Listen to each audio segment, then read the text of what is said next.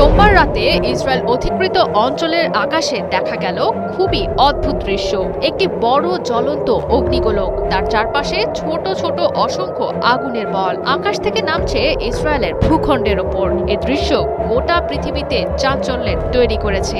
এরপরই জানা গেছে ইরান এমন এক মিসাইল ব্যবহার করেছে যার ক্ষমতা যেমন অবিশ্বাস্য তেমন মারাত্মক। ইরানের এই মিসাইলে ব্যবহৃত হয়েছে ক্লাস্টার মিউনেশন প্রযুক্তি। ইরান আগেই জানিয়েছিল তারা এমন কিছু ব্যবহার করবে যা আগে কখনো দেখা যায়নি। তার প্রথম ঝলকই বোধহয় দেখা গেল সোমবার রাতে। এ ধরনের মিসাইল ঠেকানোর সক্ষমতা প্রচলিত এয়ার ডিফেন্স সিস্টেমের খুবই কম। ইসরায়েলও পারেনি ঠেকাতে।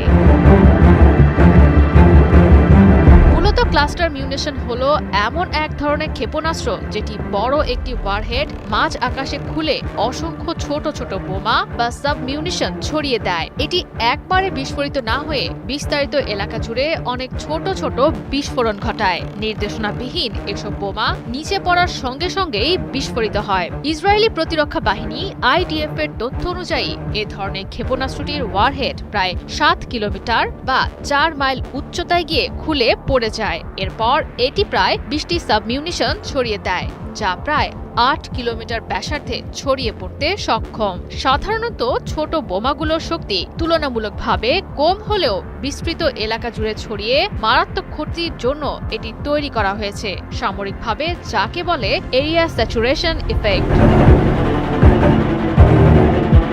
সোমবারের আঘাতকে কেন্দ্র করে অনলাইনে ছড়িয়ে পড়া একটি ভিডিও ফুটেজে মধ্য ইসরায়েলের আকাশে দেখা মেলে ক্লাস্টার মিউনিশন ক্ষেপণাস্ত্রের। ইসরায়েলি গণমাধ্যমে প্রকাশিত তথ্য অনুযায়ী ক্ষেপণাস্ত্রটি হামলায় ধসে পড়েছে অন্তত 4টি অ্যাপার্টমেন্ট ভবন। ধারণা করা হচ্ছে আশেপাশের একটি আশ্রয় কেন্দ্র ভেদ করে ক্ষেপণাস্ত্রটি ঢুকে পড়েছে। IDF এর অভিযোগ, বেসামরিক এলাকায় সর্বোচ্চ ক্ষতি সাধনের জন্য ঘন বসতিপূর্ণ এলাকায় ক্লাস্টার মিউনিশনটি নিক্ষেপ করেছে ইসরায়েল। একে যুদ্ধাপরাধ বলে উল্লেখ করেছে ইসরায়েল। হেব্রনের আকাশে দেখা মেলা ক্ষেপণাস্ত্রের আঘাতে শিশুসহ 5 থেকে 6 জন আহতের খবর জানা গেছে। তবে অনেক সময়ই এর সাবমিউনিশনগুলো বিস্ফোরিত না হয়ে মাটিতে সক্রিয় অবস্থায় থেকে যায়। পরবর্তীতে এগুলো সৃষ্টি করে ল্যান্ডমাইনের মতো দীর্ঘমেয়াদে প্রাণঘাতী ঝুঁকি, যা সাধারণ মানুষের জন্য খুবই বিপজ্জনক। আন্তর্জাতিকভাবেও নিষিদ্ধ ক্লাস্টার মিউনিশন ক্ষেপণাস্ত্র বেসামরিক মানুষদের জন্য ক্ষতির কারণ হলেও ইরান এবং ইসরায়েলের কেউই ক্লাস্টার মিউনিশন নিষেধের পক্ষে নয়।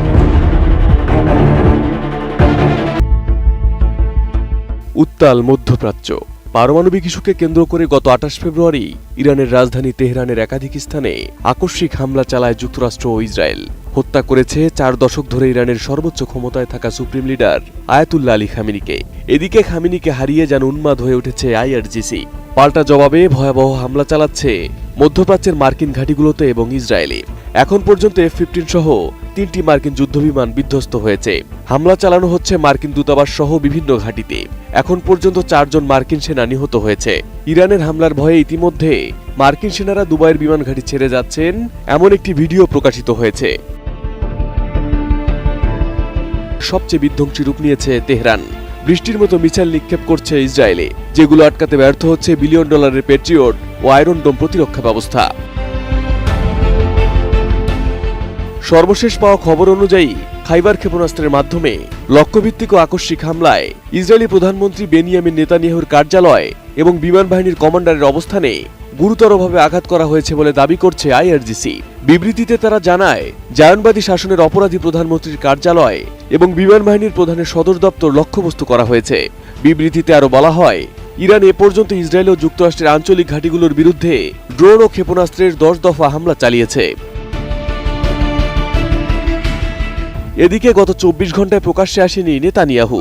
গুঞ্জন উঠেছে ইরানি হাইপারসোনিক ক্ষেপণাস্ত্রের হামলায় মারা গেছেন তিনি।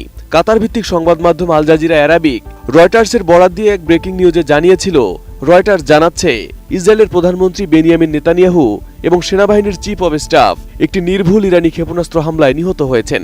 তবে এর কিছুক্ষণ পরেই ব্রেকিং নিউজটি সরিয়ে ফেলা হয়। এদিকে ইসরায়েল ফোর্সের এক্স অ্যাকাউন্ট থেকে এই খবরকে গুজব বলা হচ্ছে। তবে হামলার পর প্রেসিডেন্ট নেতানিয়াহুর বর্তমান অবস্থান সম্পর্কে কিছুই জানা যায়নি এবং সর্বশেষ 24 ঘন্টায় তিনি প্রকাশ্যেও আসেননি।